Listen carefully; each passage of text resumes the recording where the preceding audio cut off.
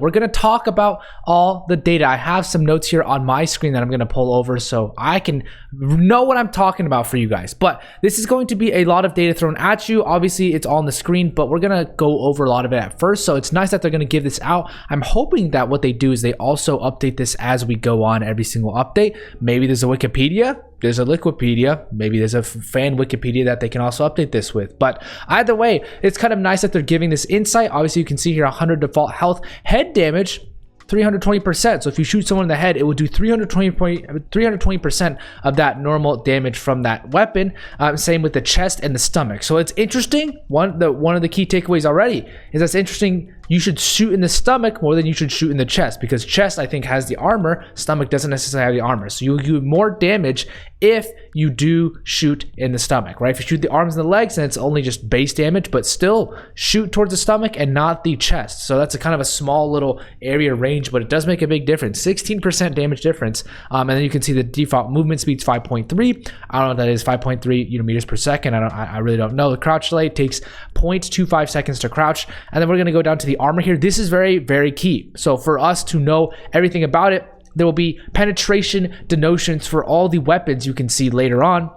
And very high penetration means that the damage is only reduced by 5% by that weapon. If it's high penetration, the damage is reduced by 10%. And then medium is reduced by 20%. And low penetration means that the armor basically soaks up 35% of that damage. So no armor means it's max damage, which is very good to understand as well for the rest of the guns. And then the knife, it just ignores armor. It does 60 per slash. And I think if you do a backstab, then it kills them in one go. And then you can see that it actually increases your movement speed. So if you wish to walk normally with like a pistol, then it won't do much. But I think if you walk with the knife out, obviously then it increases your movement speed, and then it takes interaction range. That's basically like the range of what you can use it for. So it's pretty short range, and then it takes about half a second to deploy out. One of the key things here for pistols is that you can look at all the data, and I'll let you look at it, but I'm going to talk while you look at it. So for the pistols, the Deagle is for basically highly skilled players due to its high effective distance, armor penetration, and its damage. You can see there with $700, you can do a lot of damage with that. 2 shots basically to kill someone that's unarmored. If you hit them in the chest, you just do even more, or the stomach. You can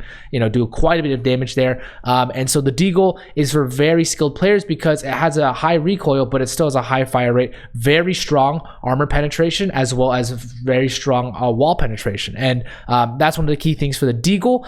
For the dual MTX, it's literally just a better version of the XD, except for it has a higher draw time. I know that just by being in game. For some reason, it doesn't have draw time for the pistols, or it's kind of inconsistent from weapon to weapon, or weapon category to weapon category. But either way, the dual MTX is just a more expensive, better version of the XD. So that's good to know. And then the GSR, I think, is the all-around best pistol due to its price.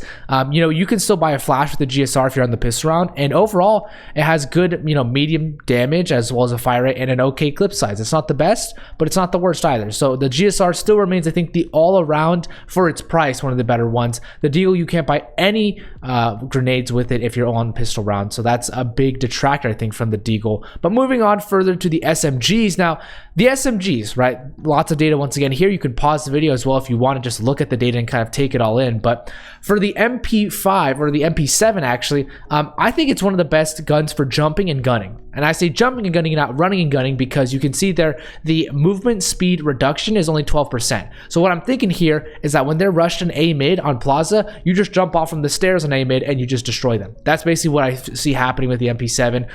You can go flying with it because it's the one that allows you to go the fastest, even though it has low armor penetration and low distance that you can, or low range basically.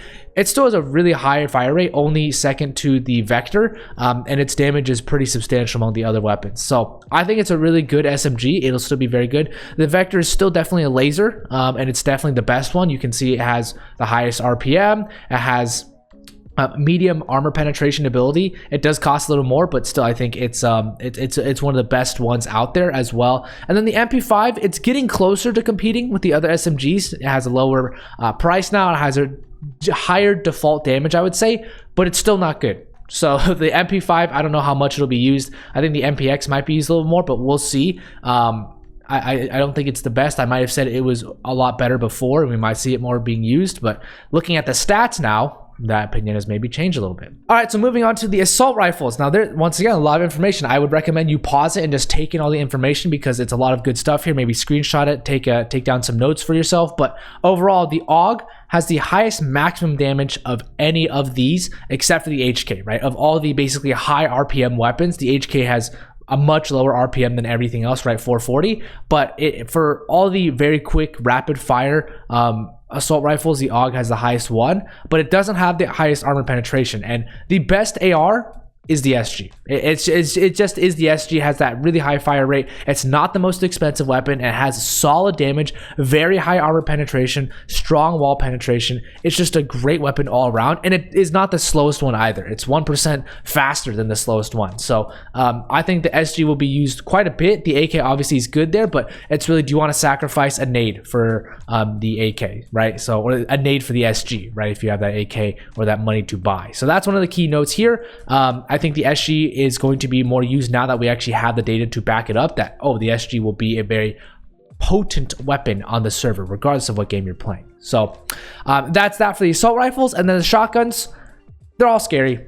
That's me. They're all scary. I think that damage is damage per pellet. I'm not sure. They didn't really specify here, I think, but they didn't say how many pellets are shot per every time you shoot the weapon, so I'm not sure. If so, the FP6 will be hella used, and when I mean hella, because though it does have a lower damage as far as the minimum, it has the highest max damage, and so you can really see, actually you can finally tell the difference between the FP6 and the M1887. It's really nothing that different except for the max damage and the clip size and the extra clips. So everything else pretty similar among the shotguns. I still think they're going to be terrifying up close because, you know, that thing probably shoots 10, 15 pellets, insta-kill you at close range. So kind of spooky all around. And then looking at the sniper rifles, you just got to hit people in the chest, in the stomach, if you're using the SVD. And at the right range, you can kill them pretty convincingly given that damage range, right? And we spoke about how you can get a damage extra percentage for shooting in the stomach or the chest, right?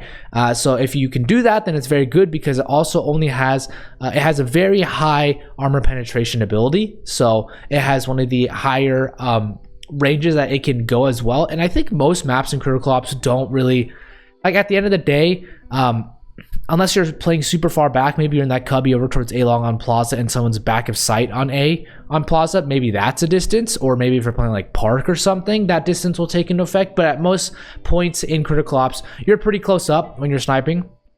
And so I don't think the effective distance matters too much.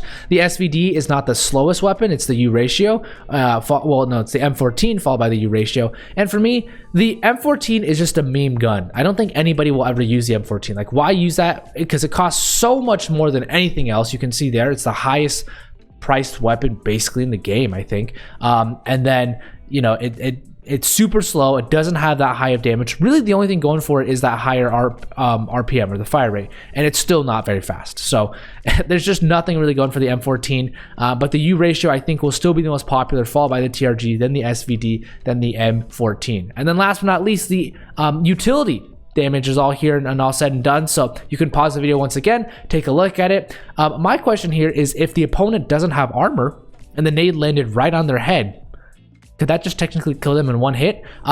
Maybe this has happened to you. I just haven't seen this very often because I don't run into these situations normally. But you can see all here, basically everything is the same for all the nades except for the fact that armor penetration is low on the frag grenade because none of the other actual grenades do any damage. And then you can see the frag grenades do up to 98 damage. So that's interesting, right? 98. And we'll see here. I don't know if that damage multiplier applies if you land a frag grenade on their head. Maybe it just applies to bullets. We'll see. But yeah, that's all the data here. I'm sure some of you will do some deeper data analysis. This is my data analysis on every single kind of category of the weapons. I'm hoping you learned something from this, or at least will pause and kind of take a gander at every single category that we've covered today already, because there's a lot of data to look over and maybe say, oh, this weapon's the best for your money because, you know, in this situation, or this weapon's the best if you have all the money, right? Things like that. So I hope you enjoyed this kind of different style of video. Data about critical ops now that they released it. We'll see how it kind of changes the meta. But otherwise, thank you all for watching, and I'll see you in the next video. Peace out, everybody.